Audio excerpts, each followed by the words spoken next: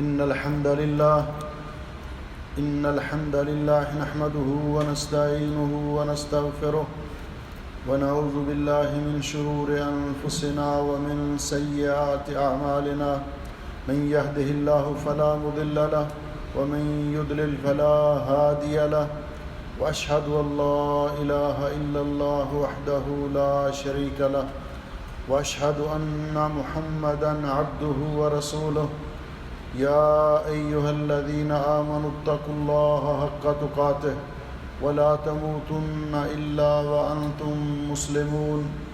يا أيها الناس اتقوا ربكم الذي خلقكم من نفس واحدة وخلق منها زوجها وبث منهما رجالا كثيرا ونساء واتقوا الله الذي تساءلون به والأرحام إن الله كان عليكم رقيبا يا أيها الذين آمنوا اتقوا الله وقولوا قولا سديدا يصلح لكم أعمالكم ويغفر لكم ذنوبكم ومن يطع الله ورسوله فقد فاز فوزا عظيما اللهم صل على محمد وعلى آل محمد كما صليت على إبراهيم وعلى آل إبراهيم إنك حميد مجيد اللهم بارك على محمد وعلى آل محمد كما باركت على إبراهيم وعلى آل إبراهيم إنك حميد مجيد أما بعد فيا أيها الناس إن خير الحديث كتاب الله وخير الهدي هدي محمد صلى الله عليه وسلم وشر الأمور محدثاتها وكل محدثة بدعة وكل بدعة ضلالة وكل ضلالة في النار أعوذ بالله السميع العليم من الشيطان الرجيم يا أيها الذين آمنوا اتقوا الله ولتنظر نفس ما قدمت لغد واتقوا الله إن الله خبير بما تعملون قابل سعادت احترام بزرگوں، بھائیوں اور عزیزوں، آج کے خطبہ جمعہ کا عنوان ہے محاسبۃ النفس ضرورتها و اہمیتها، اپنے نفس کا محاسبہ، اس کی ضرورت کیا ہے اور اس کی اہمیت کیا ہے۔ محاسبے کے لفظ سے ہی ظاہر ہے کہ یہ حساب سے مفاعلہ کا باب ہے، جس کا معنی عربی لغت میں جو بیان کیا گیا ہے کہ انسان ہوا استیفاء العادات فیما للمرء وما علیہ، کہ انسان اپنی ذمہ داریاں، اپنے واجبات اور اپنے فرائض کا حساب کرے، اس نے کسی کا کیا دینا ہے، کسی کے اس کے ذمے کیا حقوق ہیں، یا اس کے اپنے فرائض کیا ہیں، ان کا حساب کرے، اس نے کتنے گناہ کیے ہیں، کتنی نیکیاں کی ہیں، ان کا حساب کرے۔ اپنے اعمال کا حساب کرنا، اپنی زندگی کے روز نامچے کو اپ ٹو ڈیٹ رکھنا، اس کا نام محاسبہ ہے۔ اسی لیے اکاؤنٹنٹ کو محاسب کہا جاتا ہے کہ وہ اپنا حساب اپ ٹو ڈیٹ رکھتا ہے، اور وہ نفع کتنا ہے، نقصان کتنا ہے، سارا اس کے ذہن میں ہوتا ہے اور اس کے ریکارڈ میں ہوتا ہے۔ یہ اپنے آپ کا محاسبہ کرنا، اپنے وزن کو تولنا کہ انسان کا کتنا وزن ہے، کتنے پانی میں ہے، یہ زندگی میں انسان کر سکتا ہے۔ جس نے زندگی میں اپنا حساب اپ ٹو ڈیٹ رکھا، اس کو چیک کرتا رہا، نفع نقصان میں بیلنس کو دیکھتا رہا، وہ آخرت میں بھی کامیاب ہے اور دنیا میں بھی کامیاب ہے۔ اور جس نے غفلت کی اپنا حساب کرنے میں، اپنا محاسبہ کرنے میں، دنیا میں بھی ناکام ہے اور آخرت میں بھی ناکام ہے۔ اس موضوع پر کتاب و سنت کی روشنی میں چند دلائل پیش کرنا چاہتا ہوں، اپنی اور آپ کی اصلاح کے لیے، اپنے لیے بھی نصیحت ہے اور سننے والوں کے لیے بھی نصیحت ہے، تاکہ ہم اپنے آپ کو چیک کر سکیں، اپنا حساب کر سکیں۔ اللہ رب العزت نے ہمیں اس کا حکم دیا ہے. یہ آیت مبارکہ جو میں نے آپ کے سامنے تلاوت کی ہے، یا ایھا الذین آمنوا اتقوا اللہ ولتنظر نفس ما قدمت لغد. اے ایمان والو، اللہ سے ڈرو. ولتنظر نفس، اس کا معنی کیا ہے کہ ہر کوئی غور کرے، سوچ و بچار کرے، ہر کوئی اس بات کا جائزہ لے. وَلْتَنْظُرْ نَفْسٌ مَا قَدَّمَتْ لِغَدْ، کہ اس نے کل کے لیے آگے کیا بھیجا ہے. اور غد سے مراد یہاں آخرت ہے، قیامت ہے. اس نے آخرت کے لیے، قیامت کے لیے کیا بھیجا ہے. اس آیت کی تفسیر میں حافظ ابن کثیر رحمۃ اللہ علیہ لکھتے ہیں کہ اللہ رب العزت کا یہ حکم ہے، ای حاسبوا انفسکم قبل ان تحاسبوا، کہ اپنے آپ کا محاسبہ کرو اس سے پہلے کہ اللہ رب العزت آپ کا حساب لے. حاسبوا انفسکم قبل ان تحاسبوا وانظروا ماذا ادخرتم لانفسکم من الاعمال الصالحہ. اور اس بات پہ غور کرو کہ آپ نے اپنے لیے آگے کتنے نیک اعمال بھیجے ہیں، کتنی نیکیاں آپ نے آگے بھیجی ہیں لیوم معادکم، جب تم پلٹ کر اللہ رب العزت کی بارگاہ میں جاؤ گے. اس کا اللہ رب العزت نے ہمیں حکم دیا اس لیے کہ جو شخص اپنا محاسبہ، اور ہر انسان جس قدر اپنا محاسبہ خود کر سکتا ہے، اس کے اعمال کو جس قدر اللہ تعالیٰ کے بعد انسان خود جانتا ہے اور کوئی نہیں جانتا. اس لیے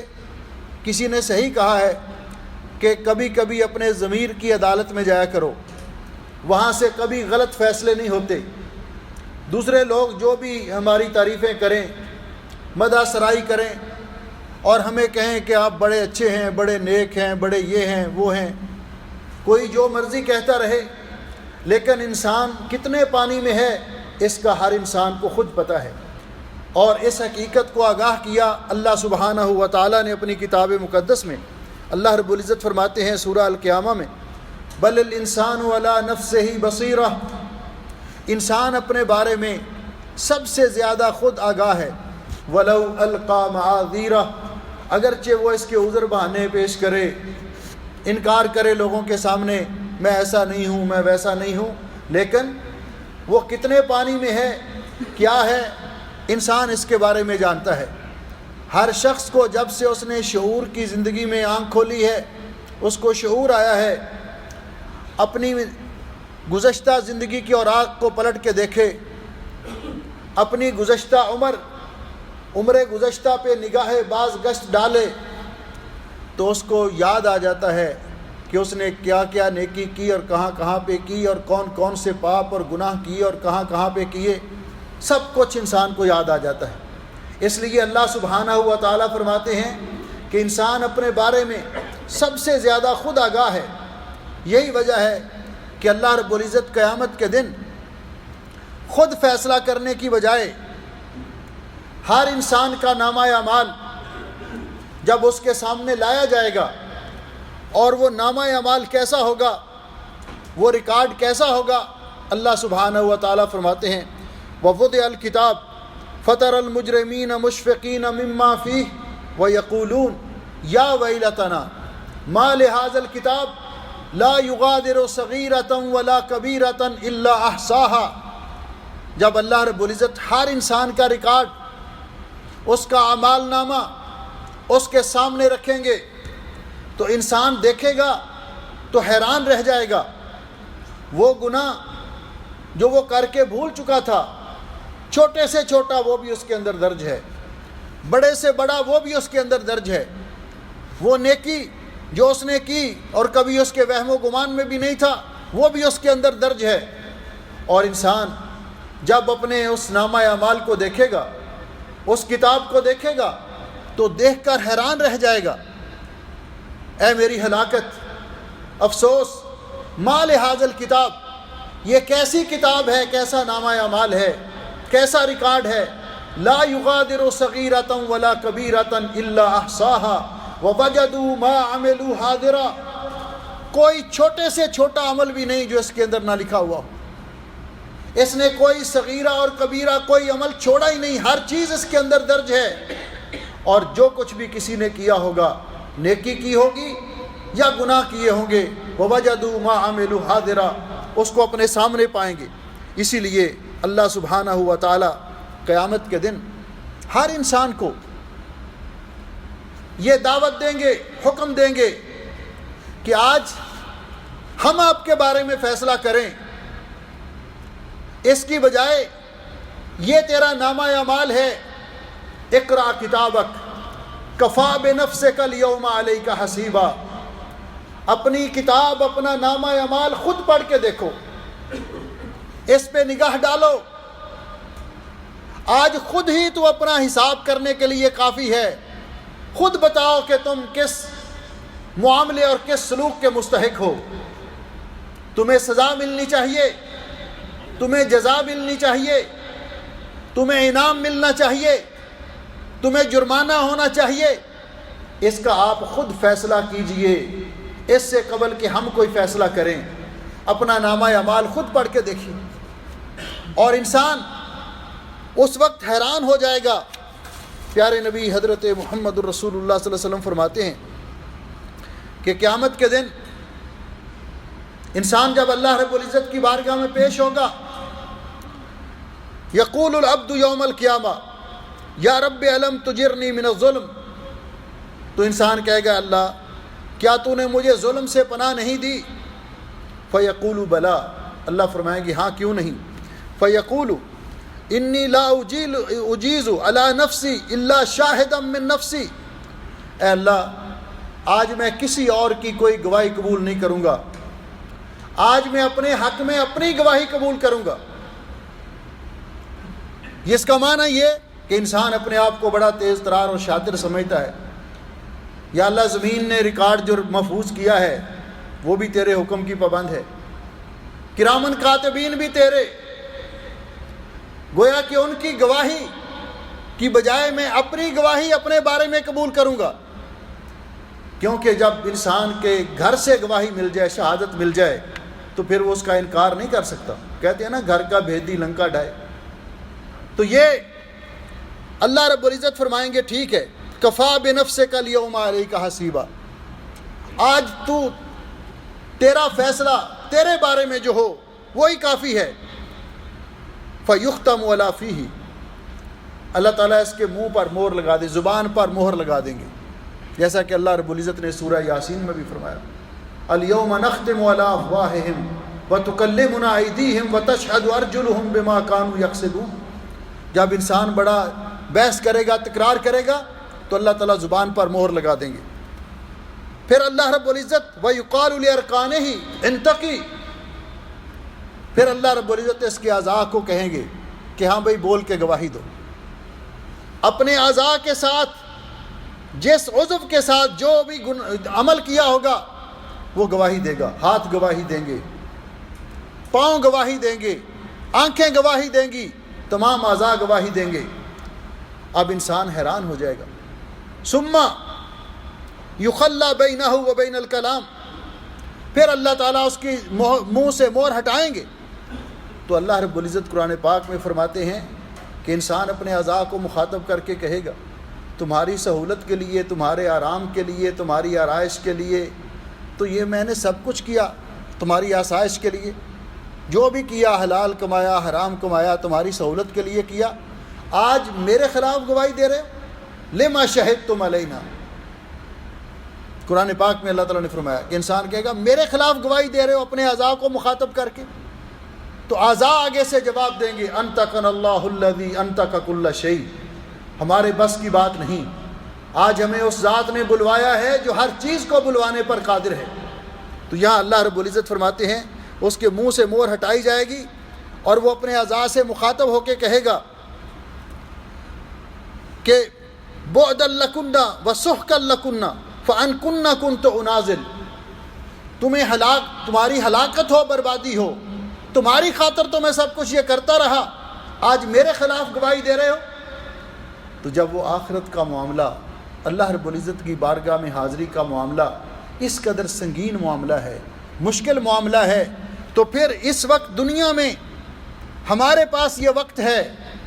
کہ ہم ابھی سے اپنا حساب چیک کر لیں،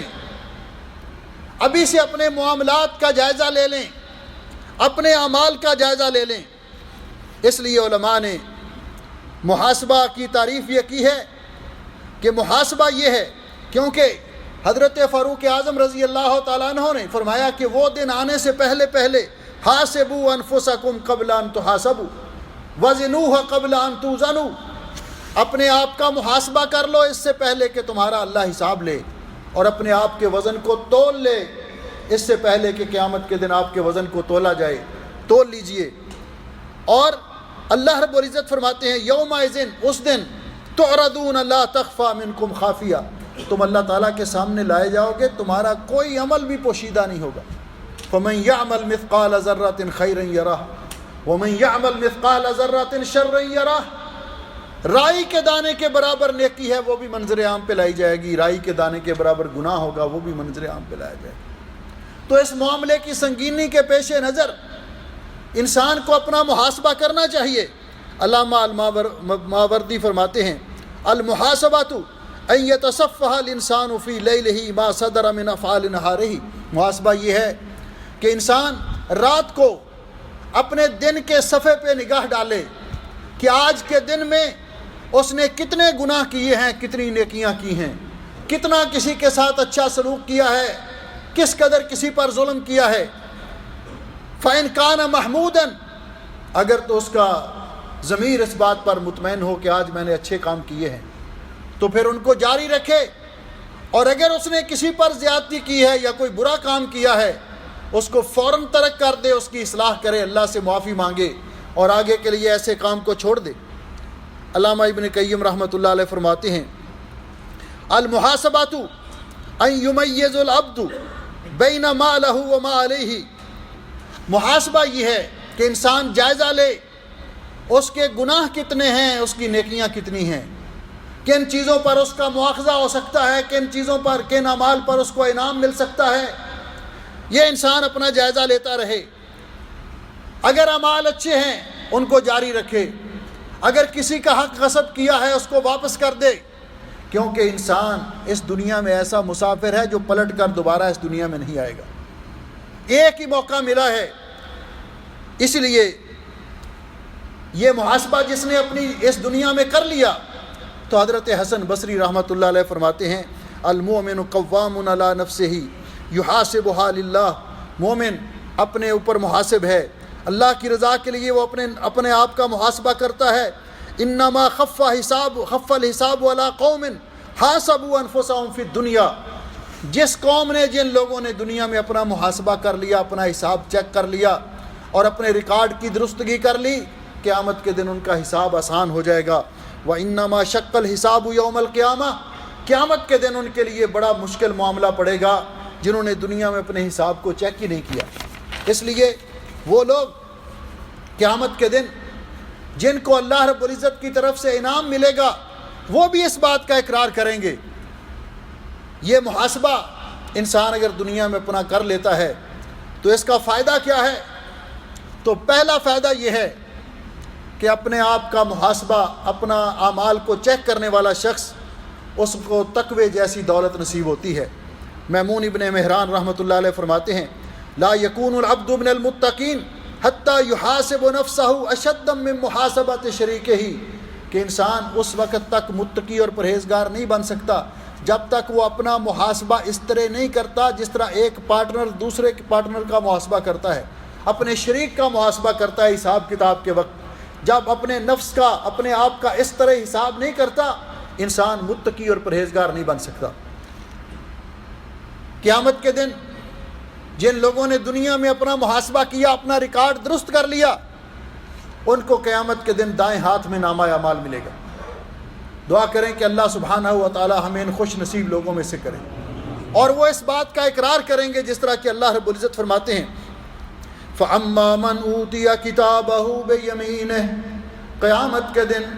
جن لوگوں کو نامہ اعمال ان کے دائیں ہاتھ میں ملے گا، اور وہ خوشی میں اپنے رشتہ داروں کو، اپنے احباب کو بلا کر کہے گا ہاؤم اقرؤوا کتابیہ، آؤ میرا نامہ اعمال پڑھ کے دیکھو،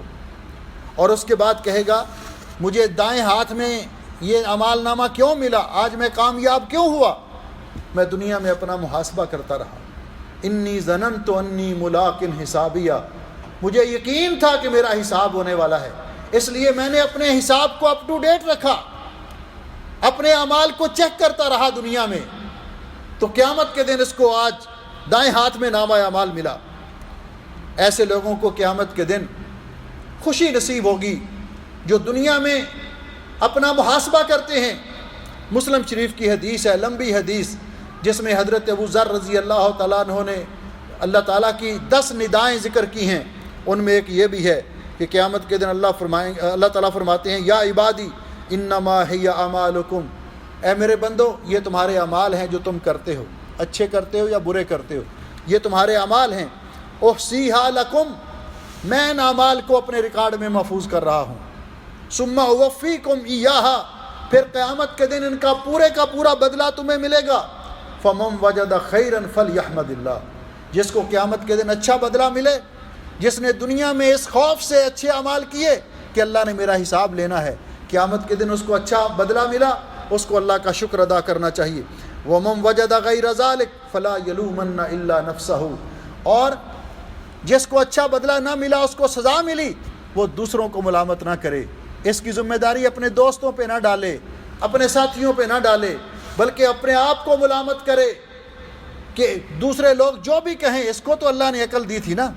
اس نے اپنا نفع کیوں نہیں سوچا. فلا یلومن الا نفسہ. اور چوتھا فائدہ اس کا یہ ہے کہ انسان کے اپنے اعمال کی اصلاح ہو جاتی ہے. حضرت فضیل ابن عیاض رحمۃ اللہ علیہ نے ایک آدمی سے پوچھا کم عطا علیک، اور اللہ کے بندے تیری عمر کتنی ہو گئی ہے؟ کہنے لگا 60 سنہ، جی 60 سال ہو گئی ہے. اور 60 سال وہ عمر ہے جس کے بارے میں رسول اکرم صلی اللہ علیہ وسلم نے فرمایا. امام بخاری رحمۃ اللہ علیہ نے قرآن کریم کی یہ آیت مبارکہ ذکر کرنے کے بعد یہ حدیث ذکر کی ہے، اولم نعمرکم ما یتذکر فیہ من تذکر وجاءکم النذیر. اللہ تعالیٰ قیامت کے دن پوچھیں گے کیا ہم نے اتنی عمر آپ کو نہیں دی تھی کہ جس میں ایک نصیحت حاصل کرنے والا نصیحت حاصل کر سکتا ہے اور تمہارے پاس ڈرانے والے بھی آئے. تو حضرت ابو ہریرہ رضی اللہ تعالیٰ عنہ روایت فرماتے ہیں کہ نبی علیہ السلام نے فرمایا اعذر اللہ الی عمر اخر اجلہ حتی بلغہ 60 سنہ. قیامت کے دن صحیح بخاری کی روایت ہے کہ اللہ تعالیٰ نے جس بندے کو 60 سال عمر دی، 60 سال مہلت دی، قیامت کے دن اللہ اس کا کوئی عذر قبول نہیں کرے گا. اللہ اپنی بارگاہ میں اس کا کوئی عذر قبول نہیں کرے گا. اس سے جب پوچھا 60 سال عمر ہو گئی ہے تو فرمانے لگے ذرا غور کر، ایک آدمی 60 سال سے اپنی منزل کی طرف جا رہا ہو، اپنے رب کی طرف جا رہا ہے، تو کتنا قریب پہنچ چکا ہوگا. تو وہ آدمی سن کے کہتا ہے انا للہ و انا الیہ راجعون، افسوس کا اظہار کرتا ہے. فرماتے ہو یہ کلمہ تو تم پڑھتے ہو انا للہ و انا الیہ راجعون، کبھی اس کے معنی اور مفہوم پر تفسیر پر غور کیا؟ پھر فرماتے ہیں کہ جو آدمی یہ پڑھتا ہے انا للہ و انا الیہ راجعون تو گویا کہ وہ اقرار کرتا ہے انہ للہ، اب انا للہ، ہم اللہ کے لیے ہیں، یعنی ہم اللہ کے بندے ہیں. اور پھر انا الیہ راجعون کہ ہم اللہ کی طرف پلٹ کے جانے والے ہیں، اللہ نے ہماری ڈیوٹی لگا کر ہمیں دنیا میں بھیجا ہے، پھر ہم اللہ کی طرف پلٹ کے جانے والے ہیں، اللہ تعالیٰ ہمارا محاسبہ کرے گا. اور جس کو پتہ ہے کہ میں نے واپس اپنے مالک کی طرف جانا ہے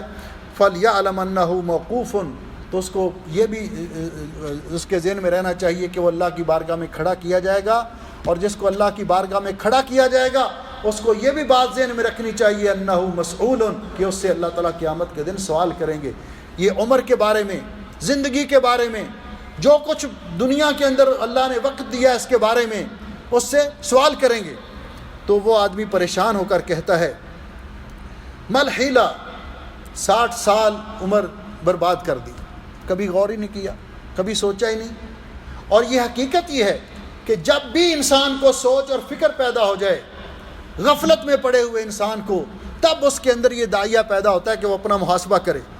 کہنے لگے پھر اس کا اب کیا حل ہو سکتا ہے، اس کا ازالہ کیسے ہو سکتا ہے؟ فرمانے لگے یسیرۃ، آسان ہے. کہتا ہے کیسے؟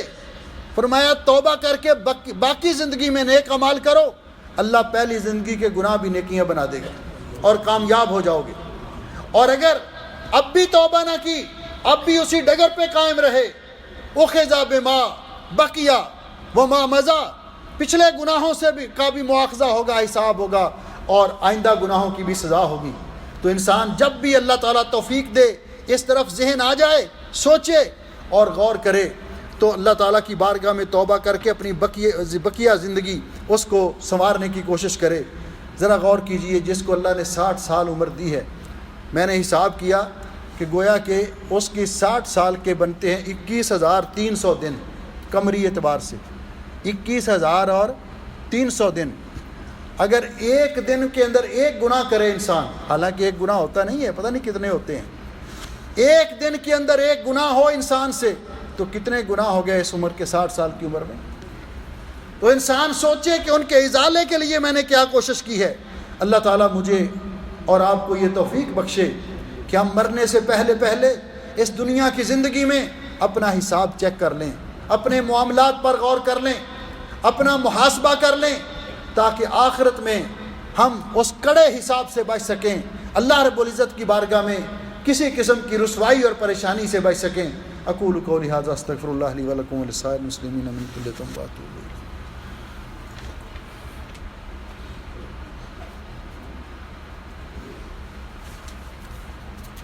ان الحمد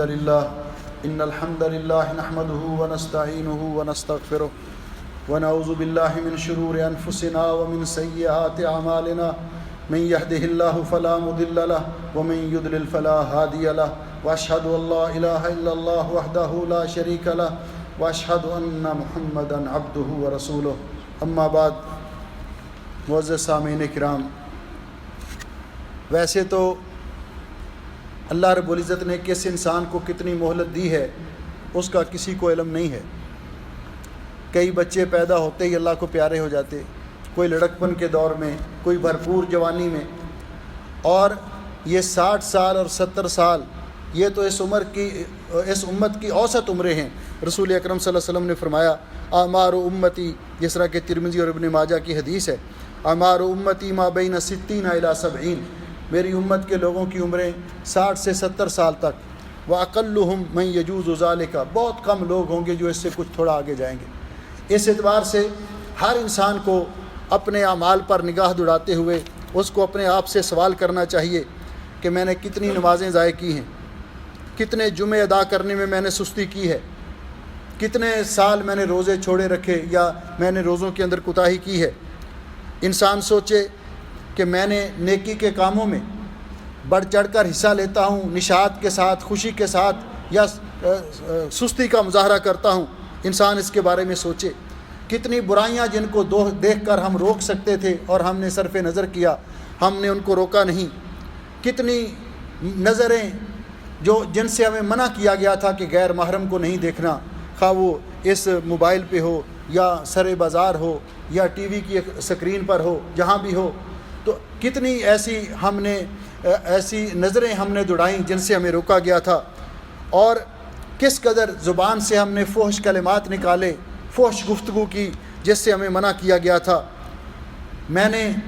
انسان غور کرے کہ اپنے والدین کو راضی کیا یا ناراض کیا، میں نے اپنی اولاد کے اور بیوی بچوں کے حقوق ادا کیے یا اس میں کوتاہی کی، میں نے کتنے کمزور لوگوں پر ظلم کیا، زیادتی کی، اور میں نے کتنے ہی لوگ جن کے مال پر، جائیداد پر زبردستی قبضہ جما لیا، کتنے لوگ جن کی تنخواہیں کام کروا کے میں ہڑپ کر گیا۔ انسان اپنے ان تمام معاملات پہ غور کرے، اور اب وقت ہے اس کی اصلاح کر لے۔ اگر نہیں کرے گا تو پھر یہ صورتحال ہوگی قیامت کے دن، اللہ تعالی ہمیں اس پریشانی اور افلاس سے بچائے جس کے بارے میں رسول اکرم صلی اللہ علیہ وسلم نے فرمایا۔ عن ابی ہریرہ رضی اللہ تعالیٰ عنہ، صحیح مسلم کی حدیث ہے، ان رسول اللہ صلی اللہ علیہ وسلم قال، حضرت ابو ہریرہ رضی اللہ تعالیٰ عنہ بیان کرتے ہیں کہ نبی علیہ السلام نے فرمایا، ایک دن پوچھا ہم سے، اتدرون من المفلس، جانتے ہو کہ مفلس کون ہوتا ہے، فقیر کون ہوتا ہے؟ تو ہم نے کہا المفلس فینا من لا درہم لہ ولا متاع، ہم میں سے مفلس وہ ہے جس کے پاس کوئی درہم و دینار نہ ہو، دنیا کا ساز و سامان نہ ہو۔ فقالا، تو آپ نے فرمایا یہ حقیقی مفلس نہیں ہے، یہ دنیا تو گزر ہی جائے گی، امیروں کی بھی گزر جائے گی، فقیروں کی بھی گزر جائے گی۔ حقیقی مفلس وہ ہے من امتی، میری امت میں سے، یاتی یوم القیامہ بصلاۃ و صیام و زکوٰۃ، بہت ساری نمازیں، زکوٰۃ اور روزے لے کر آئے گا، اپنے اعمال، اتنے بڑے اعمال جن کے ڈھیر لگ جائیں گے ان کے پاس کھڑا ہوگا، تو لوگ مطالبہ کرنے والے آ جائیں گے۔ وَيَأْتِي قَدْ شَتَمَ هَٰذَا، ایک شخص آئے گا کہے گا یا اللہ اس نے دنیا میں مجھے گالی دی تھی، وَأَكَلَ مَالَ هَٰذَا، یا اللہ اس نے دنیا میں میرا مال ہڑپ کر لیا تھا، وَسَفَكَ دَمَ هَٰذَا، میرا خون بہایا تھا۔ ایک آئے گا وہ کہے گا وَضَرَبَ هَٰذَا، یا اللہ اس نے مجھے مارا تھا۔ تو اللہ تعالیٰ کی طرف سے حکم ہوگا، یہ مطالبہ کرنے والے جو ہیں ان کو آج بدلہ نہیں ہوگا، یہاں پہ آج نیکیوں سے معاوضہ دیا جائے گا، تو اس کی نیکیاں جو ہیں ان مطالبہ کرنے والوں میں تقسیم کر دی جائیں۔ فَإِنْ فَنِيَتْ حَسَنَاتُهُ، اس کے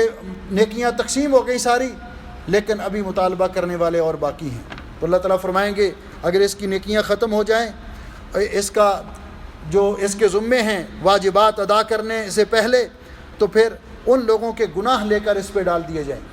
اُخِذَتْ مِنْ خَطَایَاهُمْ فَطُرِحَتْ عَلَیْهِ، ان کے گناہ لے کر اس پہ ڈال دیے جائیں گے۔ ثُمَّ طُرِحَ فِي النَّارِ، پھر یہ اتنی بڑی نیکیوں کا مالک جس نے دنیا میں اپنا حساب چیک نہیں کیا، دنیا میں اپنا محاسبہ نہیں کیا اور اپنے طور پر یہ نیکیاں کرتا رہا، لیکن اتنی نیکیوں کا مالک دوسروں کے گناہ لے کر ثُمَّ طُرِحَ فِي النَّارِ، پھر اس کو جہنم میں پھینک دیا جائے گا۔ یہ ان لوگوں کا انجام ہے جو دنیا میں اپنے معاملات کو چیک نہیں کرتے، اپنے معاملات کو غور نہیں کرتے اور اپنا محاسبہ نہیں کرتے۔ اللہ رب العزت ہمیں توفیق بخشے کہ ہم اس دنیا کی زندگی سے فائدہ اٹھاتے ہوئے اپنے اعمال کی اصلاح کریں، اپنے گناہوں کی معافی مانگیں، آئندہ کے لیے جو زندگی باقی ہے، پتہ نہیں کتنی باقی ہے، اس میں نیکیاں کرنے کی کوشش کریں۔ اللہ ہمیں توفیق بخشے اور اللہ ہمیں دنیا میں بھی کامیاب کرے اور آخرت میں بھی کامیاب کرے۔ آخرت میں اللہ ہمارا حساب آسان کرے اور ہمیں میدان محشر کے اندر بھی عزت عطا کرے اور جنت الفردوس کے وارث بنائے۔